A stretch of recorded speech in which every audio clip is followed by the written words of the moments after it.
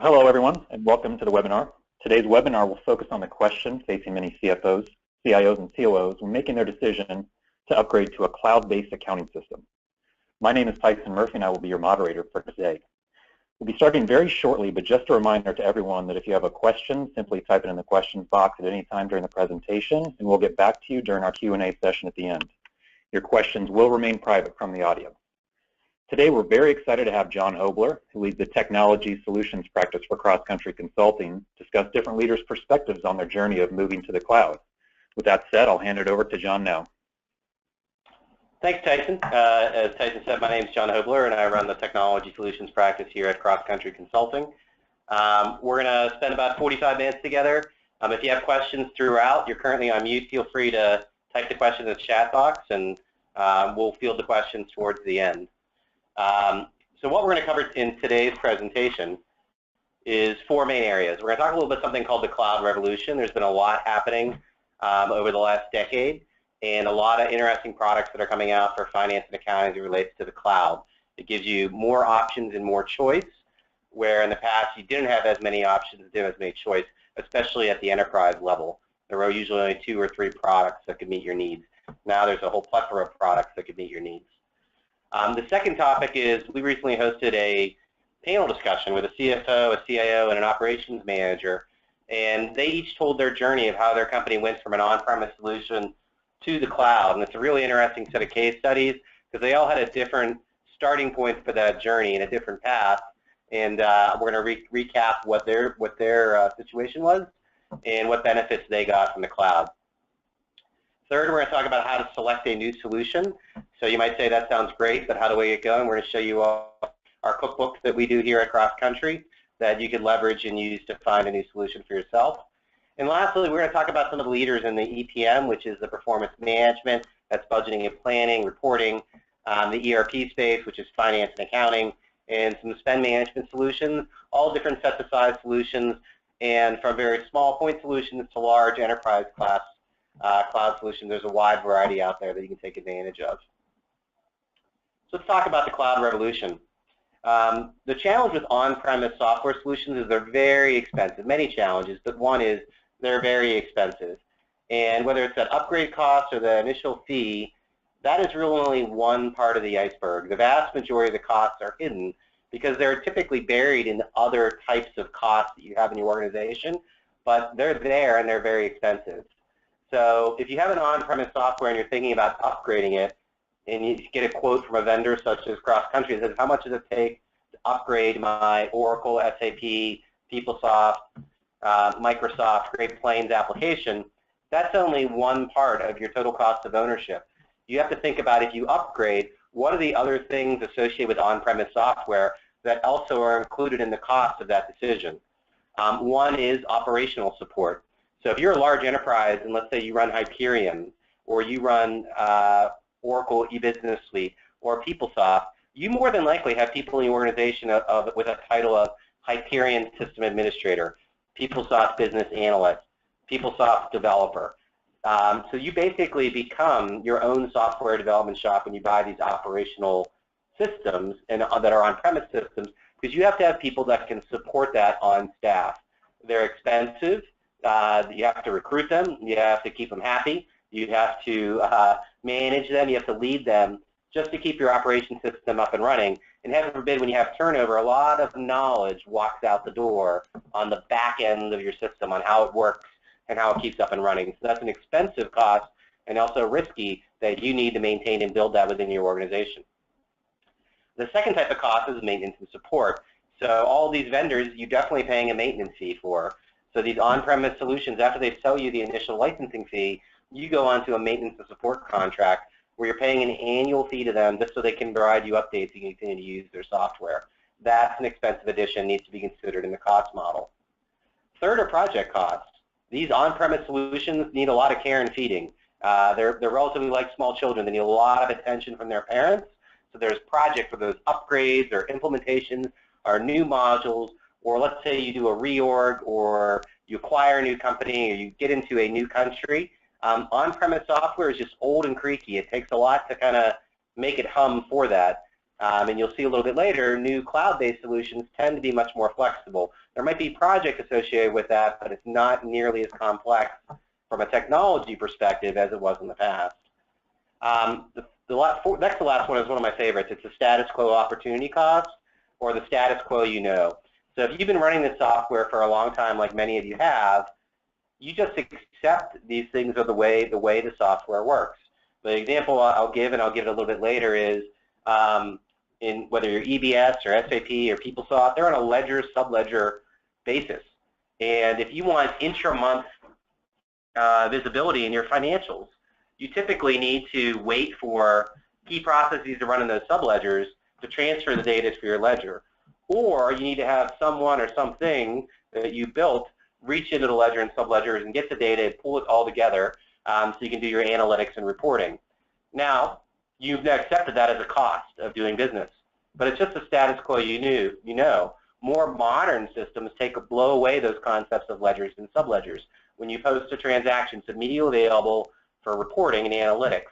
Now, instead of that person doing that spreadsheet, they're actually analyzing the results in real time with the rest of the company. That's a real cost that you can quantify and say that person can be reorged to another part of the organization for value-added tasks or some other thing, but it's definitely a cost you can quantify.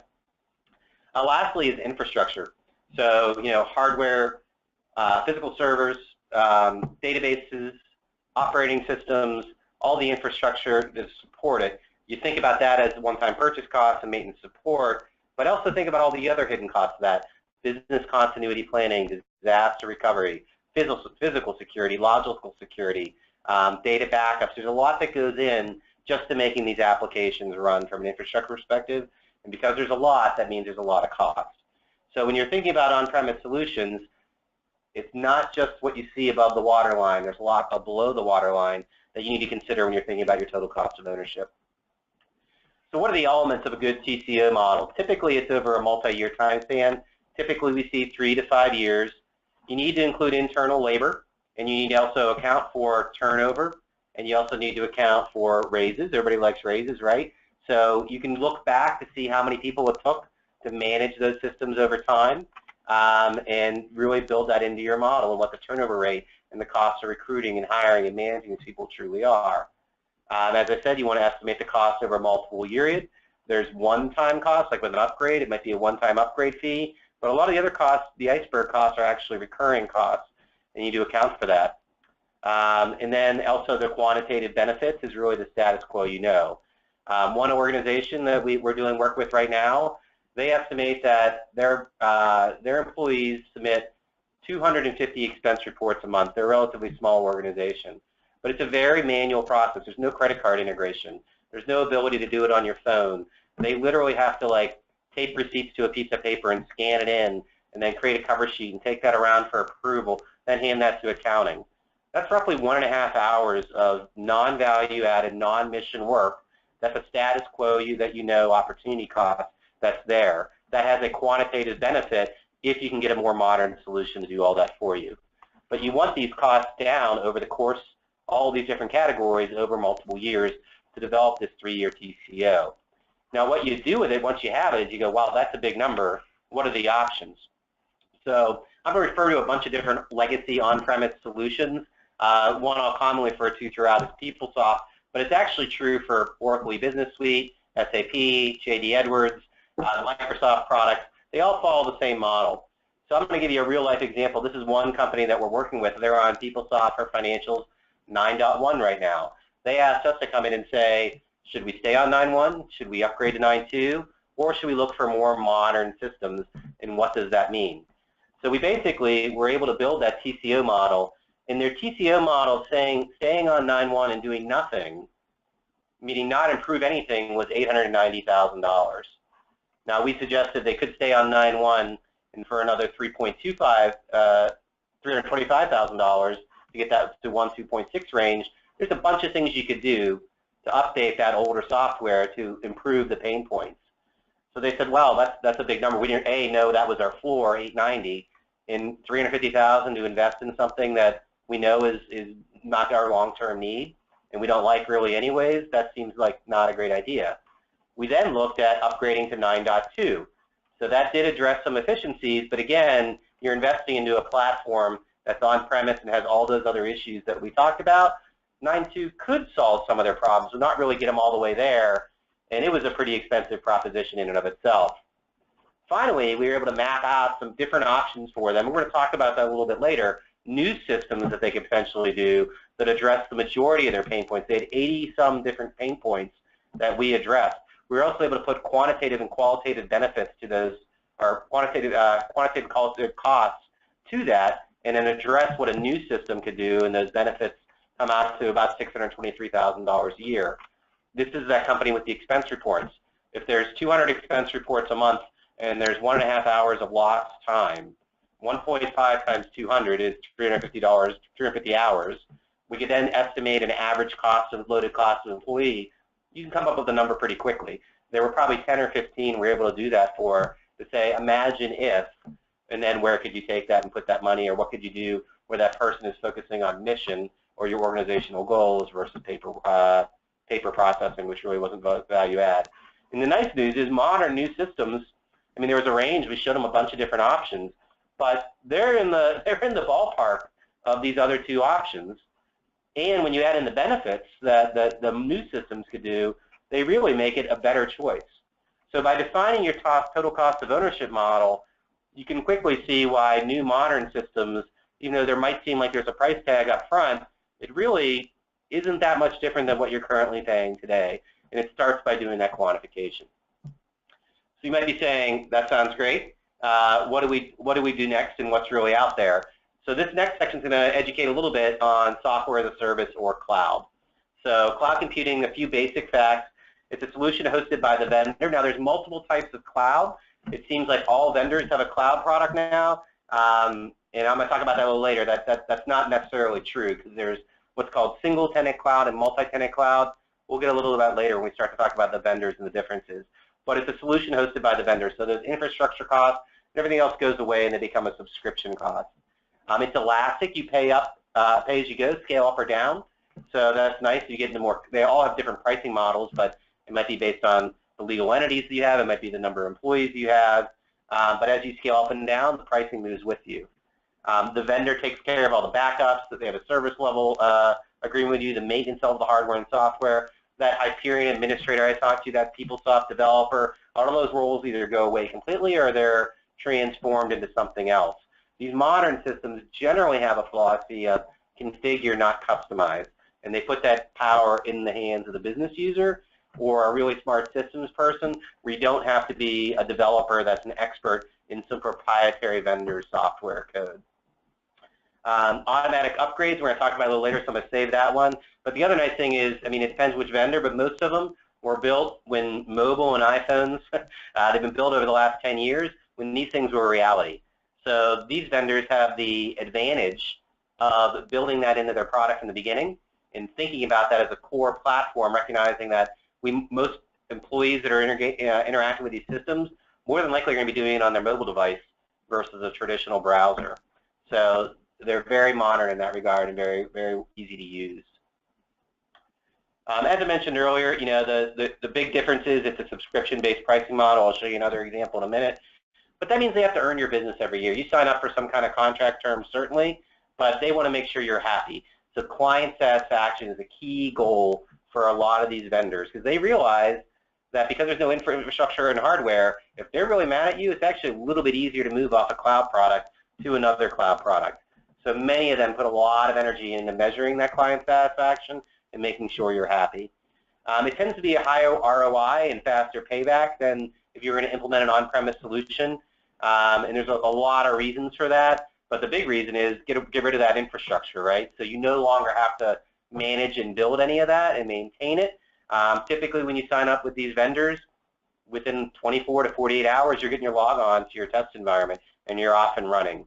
So that's one big thing. Also, the other big thing is these upgrades that you have to do with on-premise software, patches and fixes. The vendor handles all that for you. So you get a lot of innovation for not a lot of cost on your end, and that's a great thing. So I mentioned earlier, on-premise ERP, we covered this a little bit in the TCO, but lots of different components of cost and a lot of complexity that you need to manage. In the cloud, it's a subscription cost. There might be some third-party software, And there might be some creative juice on the number of money bags you see here from a marketing perspective, but generally they are lower when you think about it from a total cost of ownership model. So what really kind of started this, and why is it interesting for finance and accounting? There's a local technology here in the Virginia area, and met with their CFO. He's really kind of a pioneer CFO, really kind of out there pushing his company in a lot of ways. But about 6-7 years ago, he was like, I'll never put my finances in the cloud, John. And he was probably right at that time in terms of the adoption, but there's been a lot of things happening since then, and finance and accounting is absolutely moving to the cloud. So I've had a different conversation with him recently where that really isn't the case, and he's looking down that way. Now, how did that happen? So there's a few trailblazers that went out before I hit finance and accounting. One was Salesforce. So since 1999, Salesforce has been a huge player in customer relationship management, or CRM, in the cloud. And they've been able to get wide-scale adoption for their product. So when I talked to that CFO about his finance and accounting, and publicly traded companies were very hesitant to do that, I asked him if he had Salesforce, and he said yes. And I said, well, your finance and accounting data is critical, but also what's critical is your customer list, your prospect list, your contacts, your price list, your opportunities, your quotes. All that's there, but you don't give a second thought to putting that in the cloud. So the reality is, through Salesforce and other people are now becoming that cloud is mainstream and are okay with the security concerns because these vendors need to secure that data. So Salesforce was absolutely a pioneer. The second one was Amazon Web Services around infrastructure as a service. So many companies now are building technology platforms or hosting products or different products on Amazon Web Services. It's become a widely known and used tool. So generally speaking, cloud is not really a concern for many companies now. It's definitely a concern, and all these vendors have SLAs and other things that they share with you, how they address security and what your rights are. So between Salesforce and Amazon, they blazed a huge trail, but now a lot of these other vendors are falling behind with innovative products that meet the needs of the CFO. So let's talk a little about multi-tenant cloud. I know I mentioned this earlier. So I said that a lot of vendors seem to have a cloud product now, and that might be true. So if you go to their website, you see cloud, right? So whatever the vendor is, they have their cloud version. But what a lot of them did, if they weren't investing in multi-tenant cloud from the beginning, they're now doing single-tenant cloud. So what they're doing is they're taking their existing product and they're hosting it for you, and they're calling that cloud. It might look like cloud to you, but in reality is if you go with a single-tenant cloud provider and your competitor down the street does, it's exactly the same as hosting it for the most part. They have to build that infrastructure up in an application just for you, and they're maintaining all that for you. Now, there's some cloudy things about single-tenant cloud, but multi-tenant cloud is a much better option in terms of infrastructure. Multi-tenant cloud means the vendor has one version of the software, and everybody's in that same version all the time, and they upgrade and move everybody at the same time. So I'm going to compare and contrast to PeopleSoft, which is an on-premise solution. If you ask someone in PeopleSoft what version they're on, the community would come back with tons of different options because there's different versions of the application, different versions of people tools, different databases, different database types, different operating systems, different servers. If you ask a true multi-tenant cloud company or a customer what version they're on, they're all going to give you the same answer. There is only one version. And some of the key benefits of multi-tenant cloud is you get that vendor focus. And what that means, they're putting all of their R&D dollars into that one version. You get also a much better support model. There's one customer of ours that is on a multi-tenant cloud product. I asked, how many bugs have you found? He said, really not that many. Having been a lifelong developer, there's bugs. But what happens is other companies are actually finding that bug before he sees it. They report it to the vendor, and the vendor pushes the fix out to all their customers at once at the same time. Multi-tenant cloud is able to put out many releases, so 2 to 4 releases a year, very rich releases, lots of functionality in these releases, and their ability to react to what's happening in the market, whether it be a new technology or whether it be regulatory changes or Obamacare. Because there's only one version, they only have to focus on one version. An on-premise vendor has to think about that regulatory change for all the different versions of their software out there. That just takes time and energy, so they can come to market and produce the market as a multi-tenant vendor much faster. Always get asked the question how upgrades work, and it's usually in the context of an SAP customer or an Oracle Business customer or a PeopleSoft customer. And I like to compare and contrast multi-tenant cloud to PeopleSoft. So PeopleSoft every 4 or 5 years, multi-tenant cloud 2 to 4 times a year. Time to implement infrastructure upgrades are 6 to 12 months. In a multi-tenant cloud, it tends to be overnight. Risk, high risk, that tends to be the most important project of the year. For finance would be to upgrade PeopleSoft. Very low risk. The vendor, it's risky, but the vendor takes on all that risk, and they're managing that for you. Client resources needed, a PeopleSoft upgrade. You need developers, you need business analysts, you need an upgrade administrator, you need a DBA, you need a project manager, you need super users, you need a solution architect, lots of different types of people, pretty expensive. Generally speaking, in multi-tenant cloud, they push the release out to you a month before or so in a preview environment. You kick the tires on it, you look at the release notes, you might do some regression testing, and then a month later, they take you down for a couple hours at night on a Saturday or Sunday. Next day you come in, you're upgraded, and you can start using the new features. So really you need that business analyst, a little bit of regression tester in a multi-tenant cloud. I mentioned earlier, project type, most important of the year. Multi-tenant cloud tends to be co-hum. PeopleSoft upgrades are expensive. Multi-tenant cloud, again, not a lot of cost there because there's not a lot of time, not a lot of people needed. The vendor does all that for you. I talked about innovation. 3 PeopleSoft releases since 2006. This number is from one called Workday, which is a multi-tenant cloud product. 25, actually 26 now, since 2006. And then the benefits, you can stay with your current vendor, tends to be the main, stay current. And maybe there's a couple new features you can use in a PeopleSoft upgrade. Workday and others, they push so much functionality out in here, again, because they only have one version. And they're able to continually innovate and continue to push the new features out. I talked about this a little bit earlier, but in the old system, and again, I'm picking on PeopleSoft, but the same is true for SAP and Oracle E-Business Suite and JD Edwards. You had different product lines to do HR, finance, and budgeting and planning, and then reporting sat on top.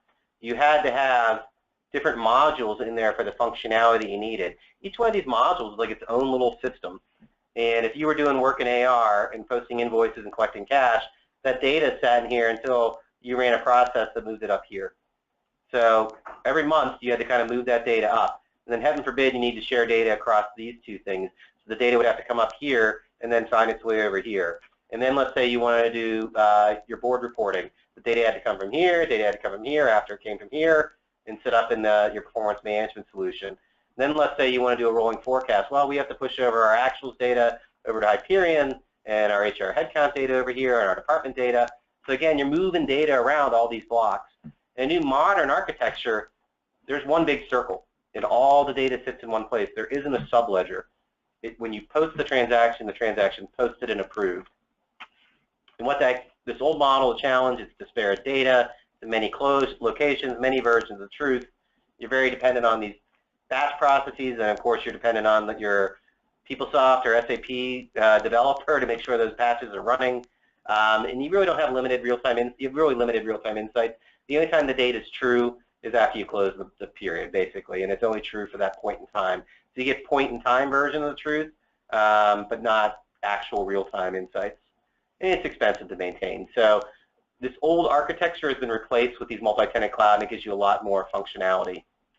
The other thing that's nice is, again, you don't have to have all those people. So the CFO now really doesn't have to worry about hiring those people and maintaining those people and keeping them happy and focusing projects and energy and effort. One upgrade we did, we had like 30 people from the business working on the upgrade, doing testing, looking at release notes. All that goes away, and you're able to focus your energy on more important things. So you didn't have to do all this basic stuff that focused on just keeping your systems up and running so you could do a journal entry or do a budget. What could you accomplish? And here's some stats from a few companies that have implemented multi-tenant cloud. Red Federal Credit Union has seen massive reduction in IT finance-related costs and time to develop a report. Again, because the reports tend to be configure, not customized, tends to be easier for the business user to do those reports versus putting in a ticket, waiting for IT to prioritize it and IT to do that task. TripAdvisor, love TripAdvisor's huge reduction in TCO. AAA, same again, huge reduction in IT costs. And various healthcare companies also saw a similar model. So the idea is when you implement these multi-tenant clouds, a lot of the customers are saying the benefit is they can spend more money more strategically on more important things versus things that they used to have to spend money on just to keep the system up and running. So now we're going to talk a little about, like I said, the case study or the panel discussion we did with the CFO, the CIO, and the COO. And I'm going to try to give voice to their words and explain their journeys. So we're going to start with the CIO's story. So the CIO talked about he inherited, he was relatively new to the company, he'd been there less than a year, but he inherited a very archaic system. There were 100+ applications. They'd all been pieced together over years. Each application needed specialized skills, had to be upgraded, different things. It was a big headache. And he drew a little picture on a piece of paper and showed, and this is a representation of that. It's not too far off. All these systems were out there and they all talked together, and you had a huge spaghetti mess because he had all these different point solutions to meet their needs. So that was a big headache for him. And he had to have a huge staff of people that did that weren't supporting the mission of his organization. They were supporting the people that supported the mission of the organization by standing up all this hardware. And then also, one of the big questions I talked about security. He talked. Somebody asked him point blank at the Q&A portion. He's like, "Aren't you worried about security? Is it secure?" And he basically said, he answered about all these different things that goes into security. The data centers he has to do to maintain this. He has to think about monitoring and have special software to monitor all this. He has to worry about the physical security to his data center. He has to think about disaster recovery and do disaster recovery planning for all this. He has to think about logical security in addition to physical security. He has to think about BCP planning and do BCP dry runs where everybody goes off-site and sees if they can access the backup hardware and software associated with the mission-critical stuff in here. He has to do security update projects just to make sure he doesn't get hacked. He has to stay up to date. And he has to have specialized staff to maintain all that. And he jokingly said, who do you think has a bigger budget to do all this? My company, which is a pretty big company, or these multi-tenant cloud vendors that really do all of this for you? So it was a rhetorical question, but a good question. He then actually talked about 3 paths that he has when he's thinking about new systems, new functionality. Path 1 is kind of using Excel and other homegrown systems, and he said that's rampant, but he said he just described them as fragile things. They're fragmented, they're disparate. You need a lot of gurus floating around to kind of keep them going. And he said in one of his first board meetings, the CFO was reporting something and it didn't foot because someone made an error in Excel, workbook 5, tab 17, cell N14. And the board looked at the CIO and said, we need to fix this. Why are we relying on all this? So this path, although it could be quick, it's not really a long-term solution. Path 2, he said, is kind of shooting yourself in the foot with the ideas of the 90s, was the buy, build, and maintained it. And he says, like, he customizes himself into a corner. And that's why he likes configure, not customize, because it's easy to customize, right? So it's the easy path to meet the needs of the organization. But the better path, the better long-term path, is to use the configuration rules, and a combination of configure, and they give you a lot of functionality in multi-tenant cloud, versus customize. So configure is a great way to go because those customizations cost a lot over a long lifetime. We talked about those upgrade projects. Imagine you have to basically, you're not just customizing at the time, you're going to have to maintain that customization for as long as you have the software, and there's costs associated with that. So the path that he was suggesting was moving to the cloud. So what he described was allowed him to deploy world-class applications for finance, accounting, and HR that suited business needs, but without all of the different infrastructure and hardware that he needed to support it. So that army that he talked about earlier, he's now able to deploy them on front-end systems and front-end technology, and he's able to become a more strategic CIO because he's helping the mission's business, the business's mission, versus worrying about just keeping the lights on in finance and accounting. The analogy that he gave, and the other 2 gents in the story ran with that analogy, but he said it's like it's like renting versus buying the house, and he was like, I'd much rather rent, right? I can get a really nice condo or apartment, but I don't have to worry about cutting the grass or the plumbing. I own a house right now. I'm having my house replumbed as we speak. There's 15 plumbers in my house, no lie, ripping up my drywall and doing my plumbing. He's like, why do you want to pay for that? That's non-value add to his mission. So he said he enjoys renting because he gets great applications for his users, and he can now focus on things that are most important to him, not the copper piping in his house. So we're going to talk about the CFO story. So CFO is a company right here in Washington, D.C., where we're located. And they're a massively growing company. And what they realized was with their older software, they just had to install different versions of it around the world as they grew. So they had 8 or 9 or 10 different applications out there. And then they had to have people consolidate this data on a daily, monthly basis and send it to HQ and have people do these Excel wizard things similar to what the CIO said to pull it all together. And what that resulted in is it really hurt his bottom line in a couple ways. One was he had to have a lot of people to support this, so they kept throwing bodies at things versus leveraging technology. And also, they all got different answers. So based on the point in time that the person did the pull and did the spreadsheet, you weren't getting consistent information. And what he said was it was expensive, and he really wasn't getting what he needed. He was getting a lot of noise that he couldn't really rely on to make key decisions. So this was untenable for him and his company. So what he talked about was, I wanted to move to the cloud. So he talked about how he went to a CIO, and a CIO said, great. Because similar to the CIO in the past story, this CIO had a nightmare maintaining all these things. And they said, why do we want to invest in this infrastructure? They're a retail company. This CIO was like, I want to be building better order entry systems, better delivery management systems. Those are the things I want to be doing. I don't want to put my team's resources into maintaining an accounting system. So they were aligned. There was no infrastructure required, which was one of the main benefits. They also talked about, hey, wouldn't it be great if we got all this functionality and features, but it wasn't like something we had to do a lot for. So these automatic updates that the multi-tenant cloud had was something that they really, really liked. And they also saw a real benefit, like I talked earlier, in that one version. Wouldn't it be great to be able to pick solutions where I go to other friendly companies and talk to them about what their challenges were versus just kind of living in-house and suffering? There was now a community out there. So they thought they were all behind the cloud, and he said these were 3 great things to take forward if you were thinking about the cloud that get people to rethink how to do these things. And those resources that he had, remember the picture when we saw the map of the world? A lot of them were data processors. He said what happened is a lot of them became data analysts. They were able to turn finance into a more strategic function. And he kind of said the house story as well. And his point of view was he started to look, when he started to look for the solutions, he did it himself. And then about halfway through, he realized he didn't have the time and or the expertise to really do a good job of that. So he said it was similar to doing a kitchen renovation that he would do at his house. He probably didn't have all the right tools. He probably didn't have time to really do it right. And it was probably going to cost him a lot more money to do it himself versus hiring someone to do it, and also kind of probably make his wife happy that versus the strife he'd have when he made the mistakes in the house. So he kind of gave the thing where, hey, when you have that house, go hire someone to kind of help build that for you and build all that out and select the right solution for you versus doing it yourself. Lastly, we're going to talk about the COO story.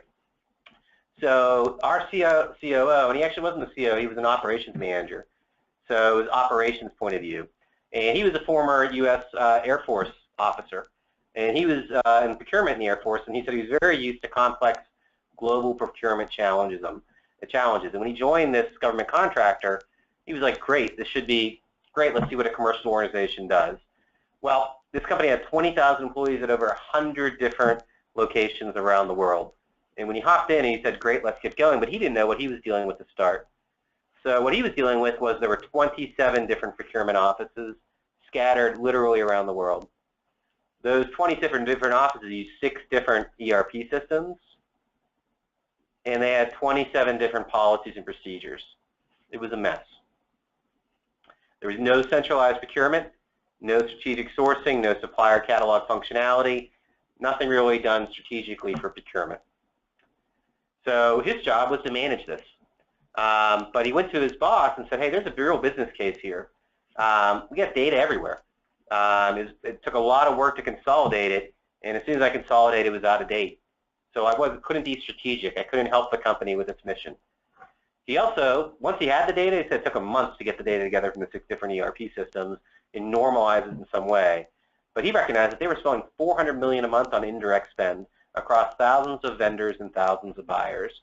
That's a big number. And he started to build a business case that Imagine if we could do X and not be in 6 different ERP systems and have all these different policies and procedures. So he's starting to build the business case and starting to tell the story. And he also talked about things were non-standard, off and off PO. It was very frustrating. Employees were complaining that they weren't getting what they needed to do their jobs. So there was a lot of noise in the system, that there was a lot of red tape. It was pretty inefficient, and it was expensive, and people weren't getting what they needed. So there had to be a better way, and that was what his journey was all about. So fast forward, they implemented a multi-tenant cloud solution, a spend management solution, and here's how they benefit. Massive reduction in IT and infrastructure support costs. They went to 1 system versus 6 systems. Significant reduction in indirect spend. Now they were on 1 system. They were able to get better insights. They were able to work with vendors and negotiate their better pricing and do strategic sourcing and volume discounts. He saved his company tons of money directly to the bottom line through standardization. Increased end user engagement. The system that they implemented, people could do it from their iPhones or Android devices, and because they had catalogs now, people were able to pick from the catalog. People were more happy with procurement. They saw it as value add, and that now they're able to get things faster, better, and less expensive. And that's for people doing the job, but the budget owners loved it too, because they saw a huge reduction in their budget spend that they were able to allocate to other things through volume buying. And again, this is a common theme in all 3 Gen stories, the reallocation of staff. Again, he gave the example, like the others did, they were changing their job from data processors to data analyzers and sourcing coordinators. They became value add, missions critical, supporting the mission, not just people processing things. So right at the end, he gave a little confession, which was he talked about the CFO and the CIO and how they were strategic, but he was really just an operations manager. And he said he kind of felt like the child in his family, if he kept the house analogy up. You know, he lived there, but at the end of the day, he wasn't setting strategic direction. But by able to build this business case, he was able to do a lot of different things, and he was able to see opportunities that maybe the CIO and the CFO didn't see because it was the status quo that they knew.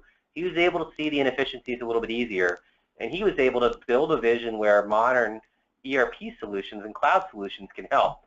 So even though he didn't have a C in front of his name, he was able to do a lot, and because of this, you can imagine, he spearheaded this whole effort. He won a Different Makers Award. He became a finance hero, and he actually said he got a huge bonus. So if you're in operations on this call, you don't have to be an executive to drive the strategic change with his story. You can help people see and build this business case, and there's a lot of great technology out there that's ready for you to do that, and we're going to talk about that next.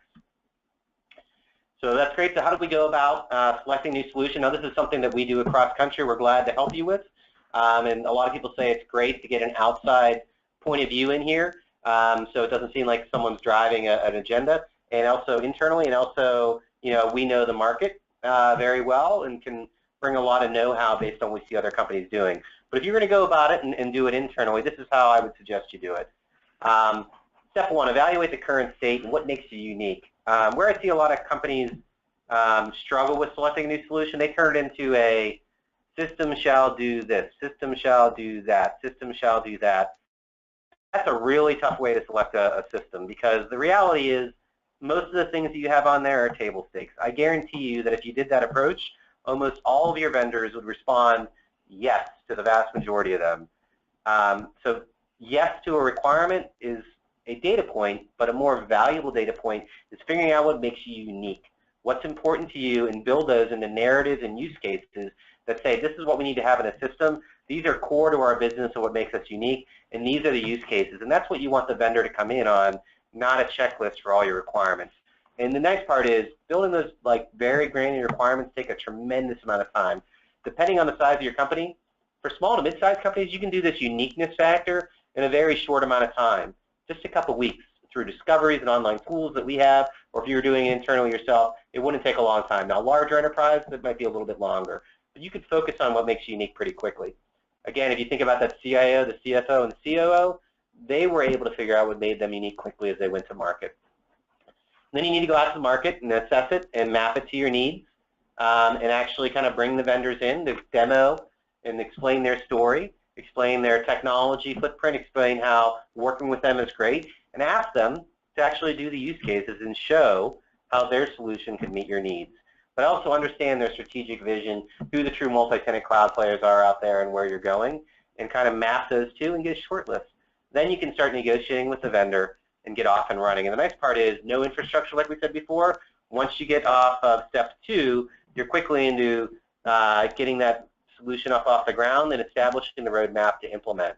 The time to start implementing can really occur right after you sign the contract, because you don't have all this other stuff that you used to have in on-premise solutions.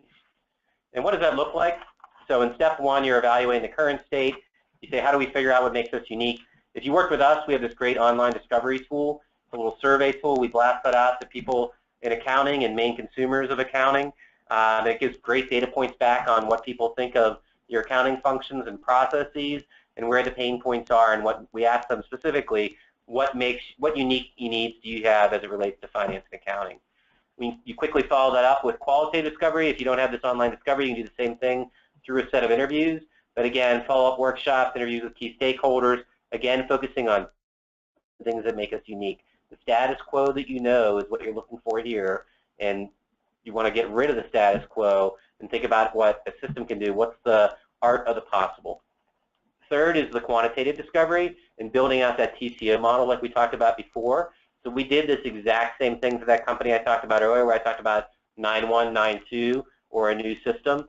By basically doing this process and the pain points, we are quickly able to say these are the solutions out there with a market map, and able to tell them this is how you can, what these new modern solutions can do for you. Market assessments are generally available, so you can get them from Gartner and other places across country. We invest a lot of time and energy in understanding the market, but there's a lot of ways if you're doing your own that you can leverage the web or Gartner or Forrester to get great data points. But if you're working with us, we come to the table with all kinds of deep marketing assessments. This is one for budgeting and planning. This one is for finance and accounting solutions of different sizes. And then we help you develop knockout criteria. So you take these 20 products or these 15 products and do the right knockout on functionality fit, proven track record, maturity, the vendor focus, and is it the right sized application. There's great solutions out there for a lot of different organizations, but we want to find the right size one for you. So not every solution is a fit for everybody. And we also want to take in the total cost of ownership analysis and budget analysis to give you a true picture for what it means to move on to these things and maintain and support them long term. And then, like I said, step 3 is recommending solutions and roadmap. Again, you have the knockout criteria. You get down to a set number of solutions, and then you have your roadmap that kind of blasts out the functionality. So again, the process is to understand the current state, what makes you unique, map you up against the market, and then down select and bring them in for some evaluations of the products and a little dog and pony show. Let them explain why their product is great, and using your use cases and your uniqueness to see the art of the possible with these new solutions. So lastly, before we open up the questions, I want to talk a little about the leaders in various market spaces. We base this based on, again, our know-how of the market, but various market research out there. Gartner has tons of great things you describe to them. They also have this market clock wheel, which is interesting in and of itself, a little hard to understand, but it gives you a feel for what products are out there and what you can do with these products. Again, one thing I do is I'm a blogger on CIO Magazine, and I run a blog called Finance Meets the Cloud. This was actually one of our articles was, don't be fooled by fake cloud. And what I mean by that, I use an analogy of a rock. So an on-premise solution is a rock. The rock is the hardware, the infrastructure, the software you need to maintain. And if you buy on-premise software, everybody has a rock. So you have a rock, someone else has a rock, and it's, congratulations, you own a rock. That's a rock that you and everybody else owns. What these vendors have been doing that didn't catch on the cloud at the beginning, they now say they have a cloud product, but what they've done is they pay the cloud on the rock, and they host that cloud, that rock for you. So you never see the rock, but the rock's still there. And as I said before, if you have an on-premise single-tenant solution, someone else has another rock that they're calling a single-tenant cloud solution that that vendor is maintaining for you. The much better solution is the multi-tenant cloud where there is no rock. Everybody's on the same version of the hardware and software in the same instance, and multi-tenant cloud solutions is the way to go. We talked earlier about Salesforce before we talk about other products. Salesforce is a multi-tenant cloud application and really a pioneer in this model, and strong believer. Now, there might be some cases where the single-tenant cloud makes sense if they have functionality that's a need for you, but my strong suggestion is you should start looking at multi-tenant cloud vendors and work through why not for them versus anything else. So we talk about finance and accounting. So if you're using any of these systems, so use a bunch out there. PeopleSoft I've talked about a lot, but Oracle Business Suite, JD Edwards, SAP, you can really benefit from a modern architecture. So just like those people before, if you're on PeopleSoft 9.1, you are a great candidate for a modern ERP system. And some of the main drivers that we see people doing is, if you're on 9.1, that's coming out of support, so that Oracle's saying you need to do an upgrade or something else. So you're already about to spend a lot of money on the market. So you're a great fit. Now, who are some of the players in this space? So here's four that we've worked with and seen a lot of. So Workday is the first one. They're an outstanding product. They're a great example of a multi-tenant cloud. And they're really unique in the space because they're financial management, human capital management, soon to be budgeting and planning, all in one instance. So it's all in one version of the software. It's all multi-tenant cloud. That means all the data is there, where that disparate data we saw before, the data doesn't need to move back and forth. And here's some of the big logos that use the Workday product. For Intact is more for small to mid-sized companies. It tends to, unlike Workday, it's just finance and accounting. So if you had an HR and a finance need, if you're a small company, you'd have to do Intact and something else. But having said that, it's a very good product for core financials for a small to mid-sized company. And some of the companies that use that are off to the right. NetSuite is another multi-tenant cloud. They're a little more sweetie. They're a little bit like Workday, but not really. They're more like Intact, that their expertise is that core financials, but they do have some supply chain and do have some market stuff. They're an interesting company, again, small to mid-market space, where Oracle tends to be mid to large market, or Workday, excuse me. Oracle also, what they did was they took their Fusion product, and it's now called Oracle Cloud. So they do market that cloud product. It is, my caution is, it is that single tenant cloud variety though, but they do have Oracle Cloud Financials, Oracle Cloud HR, Oracle Cloud Budgeting and Planning. But again, those are all different applications that you would buy and maintain, and you need to pass data back and forth. So, they're an interesting player in the market and someone to evaluate, but their technology model is very different than a Workday, and there's definitely some pros to having it all in one application. So we're going to move on now to spend management solutions. So I'm going to quickly kind of go through this, but the main, because we're running out of time, excuse me, I lost that slide, but the main areas we might look at in here in terms of spend management: Expensify, Occur, Ivalua, Coupa. Now, like some of those products like Workday and Oracle have really unique spend management solutions that have very similar functionality to these. So if you were going to do a Workday or an Oracle, if you're in that large enterprise space, you probably already have similar functionality and don't need to look for a point solution. However, if you have an older ERP system or want to kind of add functionality before you go to that big cloud solution, you're a mid-sized company or a small company, here are some products that might meet your needs. Expensify is a really great, simple to implement expense management solution. Downloads credit card information, it has OCR capabilities. If you're just looking for expenses, this is a really nice product. Concur and Coupa are competitors. They're multi-tenant cloud solutions that focus on the entire spend management chain, where Expensify is mainly expense and expense reporting. These things do the whole spend management suite. And another product called Ivalua. Ivalua does more of the contract management and supplier management. It would have to hook into a finance system like all these things were, and where their claim to fame is they're taking on a company like Fieldglass, where they're kind of doing that contractor management process as well. So if you're a company that uses a lot of contractors or consultants, you could implement Ivalua to manage their contracts and have them enter time and expense in there so you can pay them and manage that through the process.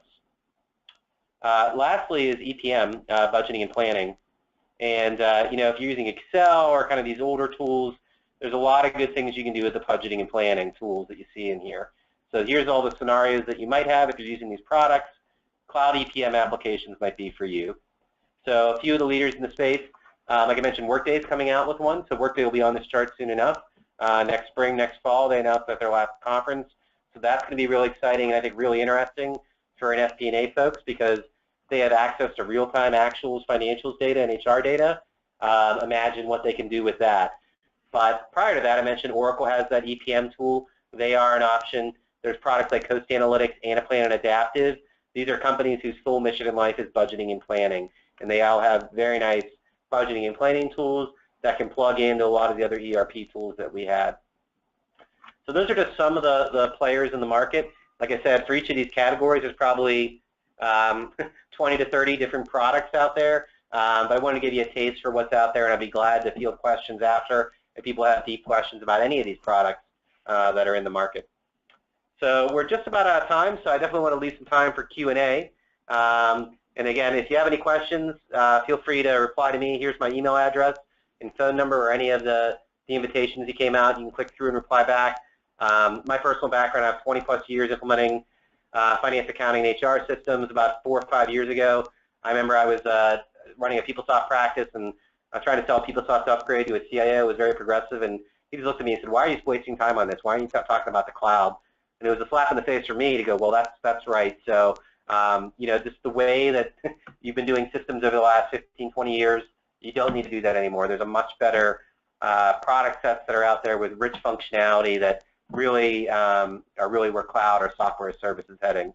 I definitely have some industry experience, but I really kind of consider myself a technology geek, and this is really what I kind of love talking about and love helping companies determine the right path for them and then help them implement it.